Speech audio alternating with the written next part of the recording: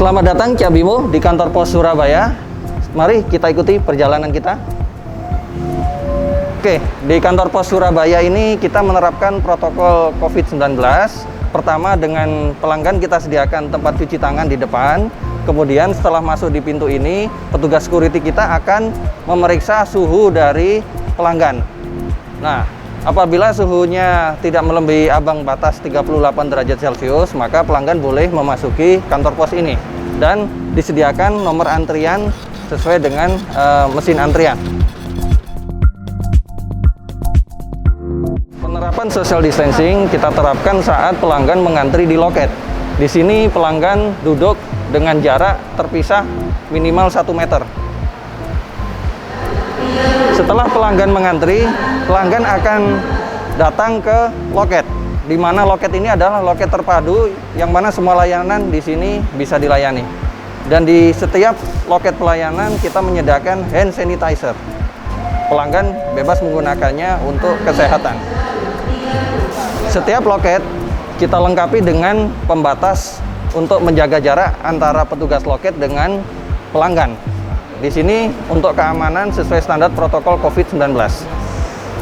Salah satu layanan di kantor pos Surabaya ini adalah pembayaran denda e-tilang, di mana langkah-langkahnya adalah pelanggan tinggal datang ke kantor pos terdekat, membawa form e-tilang yang warna biru, kemudian membawa fotokopi form biru dan fotokopi KTP. Selanjutnya, form-form tadi dilengkapi dengan mengisi formulir alamat pengiriman yang lengkap sesuai dengan form dan yang ada di amplop. Selanjutnya, pelanggan tinggal membayar denda e-tilang di loket dan akan mendapatkan resi denda e-tilang. Oke, jadi selama masa pandemi corona ini, pemerintah memiliki program bantuan sosial tunai atau yang disebut BST, di mana besaran uangnya tahap 1 sampai dengan 3 kemarin 600.000 dan tahap selanjutnya sebesar Rp300.000. Nah, kebetulan PT Pos Indonesia ditunjuk sebagai channeling yang membayarkan bantuan sosial ini. Salah satunya di kantor pos Surabaya ini. Nah, di sini salah satunya akan kita bayarkan bantuan sosial tunai sebesar Rp600.000 pada tahap 1 sampai dengan 3 dan Rp300.000 pada tahap 4, 5, 6 dan seterusnya. Oke, ini salah satu contoh paket-paket dari pelanggan, di mana paket-paket ini akan kita masukkan ke bagian processing. Nah, untuk paket luar negeri itu wajib dibuka dan diunjukkan kepada petugas, diperiksa. Namun untuk paket-paket lokal dalam negeri ada pengecualian. Jadi pelanggan berhak untuk meminta paketnya tidak perlu untuk dibuka. Di mana dalam form pengisian itu sudah ditulis bahwa isi kirimannya apa saja dan sesuai dengan ketentuan pengiriman. Oke, Cabimo, kita masuk ke ruangan processing.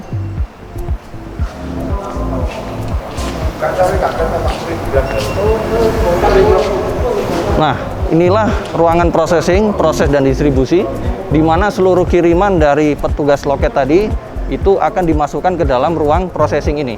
Di sini seluruh kiriman akan disortir tujuan mana saja.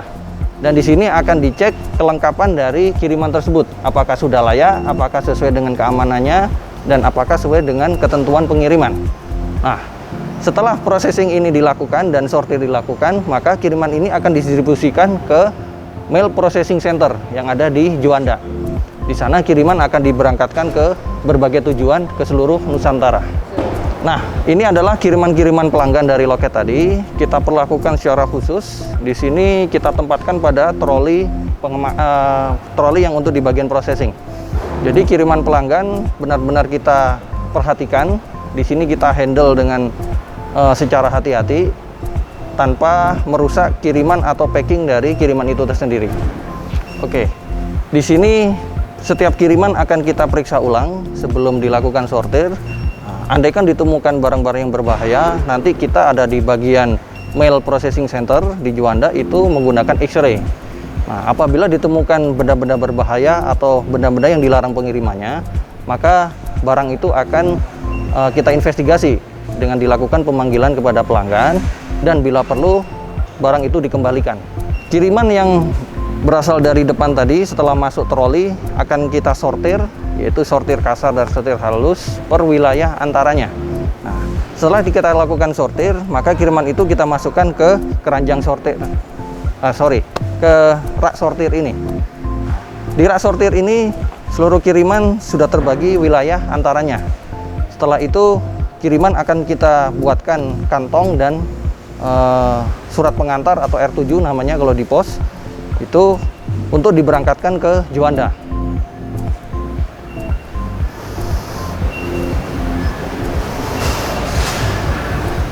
Nah, di sini adalah Puri Pos Express sekaligus Q9, yang mana di sini mensortir kiriman yang harus diantarkan hari ini juga, di mana batas antaranya adalah maksimum 9 jam di hari yang sama. Nah, kiriman yang disortir di sini akan dibagi per wilayah antar, kemudian diantarkan oleh pengantar-pengantar di masing-masing wilayah.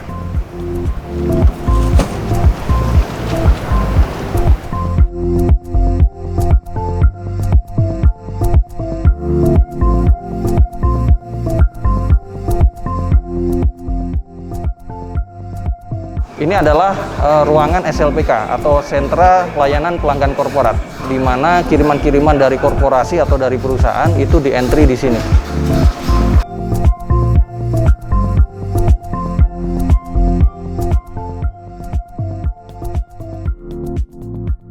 Oke, Cap Bimo, ini adalah paket yang akan diantarkan oleh pengantar, dan pengantar kita sudah siap untuk berangkat.